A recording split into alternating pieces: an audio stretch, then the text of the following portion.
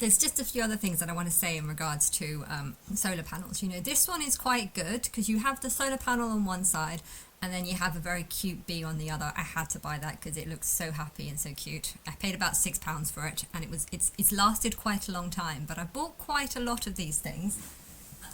I've got two here actually. Bought these two. I bought them many years ago, but they only lasted about a year. Like I think some of them even broke after 6 months. And I guess years ago I was having the idea of maybe just trying to see if I could live off these things, but you definitely can't because they don't last very long. And then I've got a butterfly, a bluebird, and then I also bought some stones for the pathway. I had an idea many years ago to have the pathway lighted up on these things, but they all broke. Every single one of them broke within a year. This one hasn't. This one has lasted, I think this one's lasted 2 years, but it might be because I paid £6-7, whereas these ones were like £3-4, and maybe these ones are just made better or something. But that was when I turned into something like this, and I didn't actually show it better because it's actually got a USB. So it's got, I'm not too sure what these two things are. I see things like this and I get confused. I'm like, what? But USB, I understand, that is what I use. And then I bought 6 of these, which is definitely very helpful. In fact, I even have one that has two. I have one that's, I think it's upstairs, but it's like this, but it's got 2 USBs in there. So if I want to have two USBs, I can. But yeah, trying to charge your phone up using this is not actually very good. Charging your phone up using the longer one does work, but it does take a lot of time. And I don't know, once I left it when it was a cloudy day, and I was going to go out later, and I came back and it would only like 10% more charge. I think it's because it was a cloudy day. In fact, it was a heavily cloudy day, so it didn't charge. And then I was like, oh, what, I need it. So because of that, I charge my phone up from the main point. But I think there are quite a lot of things that you can use. It works on this. This one has a USB charger, so I can charge this one up. I also have a projector light that sparks lots of stuff onto. There's quite a lot of things that use USBs, and therefore you can use it for quite a lot of things. But yeah, heating is one of the ones that it doesn't allow you to use on, because you definitely need a stronger heater. But it's not even about saving money. It's about the idea of being self-sufficient. There's a lot of people that like growing their own tomatoes, like growing their own food and stuff, and it's part of that, knowing that you're relying on your own self or your own stuff that you've got. And so if I'm like in a living room, okay, I'll always have one main light on, because I need that light to see properly. But yeah, it would be nice that if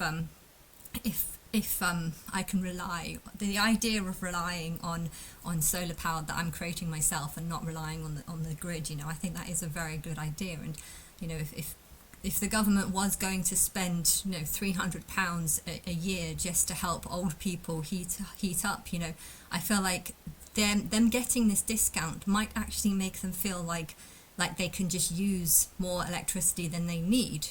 Everyone wants heating. Everyone wants heating to be cheaper and stuff. And I do feel like older people can sometimes maybe take advantage of the fact that it's cheaper and leave the heating on, even if they're planning on just staying in bed for the next few hours. If they're sleeping a lot, if they're old, if they can't get out, if they can't do much, there is definitely good ways of keeping. I believe, like, I don't know, I need to test it. If you had a big giant full panel, and there's lots of different windows. I've got this double window here, which I technically use for sunbathing most of the time, but I have a double in the next room as well, and I never use that. So, but the window panels are slightly smaller. But it would be really nice if I could have like something that I just keep up and then have a box underneath it. And if you've got multiple rooms that have windows that face the sun, it would be nice if there was a a variety. And so if you've got kids or something and you need more electricity, you can have many of them. And if they're only like £200-300 each, then it's almost like you can assign a person. You can assign, give lots of people them, and they can all have. I think, heating is not necessarily in the day. Like maybe in January, in like the very coldest months. England is a pretty cold country, but most of the year round it's not. Like six months of the year you don't need heating, and then there's like 4 months of the year where you probably just want an extra hour or an extra two, and if you're going to be paying like £2-3 an hour per room per day, it does add up. And therefore having a bunch of these sort of £300 boxes that don't just last a year, that's the thing about these ones, is that they break after a year. I'm not going to be spending £500-600 on something that's going to break. But if you have a solar panel on a box, if the box does break, okay, you get a new box. If the solar panel bit breaks, you get a new solar panel bit. But if it's generally supposed to last like 10 years or something, then it's not like you're paying £300-400. It's like you're paying £50 a year. And if you're going to save yourself £20 a day, and if you can also use it, if you can use it to heat a kettle, if you think about all the things that people would use it for, even in the summer, I think the TV is a bit of an awkward one, because you don't really want to be carrying a box around with you on, if you had one of these boxes, you would kind of ideally just want to lift it up from the charging point at night and then put it somewhere and just use it. So if you wanted to like pick it up and take it to the kitchen and then use it for things like a kettle or perhaps even a microwave, it might seem a bit like desperation, but it's not if you see it as like you being sufficient. If you don't want to live off the grid, if you want to grow your own fruit. I would love to grow my own food, but I'm terrible. There's so many slugs in my garden that if I try growing fruit, the rats get at them, the slugs get at them, and I can't. I've kind of given up, and I feel like even though I tried to grow strawberries and tomatoes, the tomato just the potato that I tried to grow just turned into a big weed basically. So I failed at that, and then I tried the strawberries, and I got a couple, but I don't really like strawberries, so I felt like that the need to try and grow my own fruit wasn't really there, because I don't really like fruit. And I've got a couple of pear trees in there, and I can barely get leaves on them, let alone pears. So this is one of my pear trees actually. I don't know if you can see it, but it's got about 20 leaves and it looks dead on the other side. Yes, I've had that for 3 years, and that's all it's given me, about 50, probably even less than that, about 30 leaves. I'm not very good at growing my own fruit, so I've given up on that, but I like the idea of trying to create my own electricity. But yeah, it's I would definitely spend £600-700 on a box if I could get, like, if I knew it could give me an extra like hour or two of heating, or even if it could just get me like 10 kettles a day. Hot water bottles are very useful. I'm saying to myself that I'm not going to use hot water bottles unless I actually need it, because I know that if you use hot water bottles too much, it can cause bruising on you. That's what happened last year. So I'm kind of waiting for as long as possible before I start switching to the water bottle option. But yes, it's not about saving money. It's about the idea of being self-sufficient. And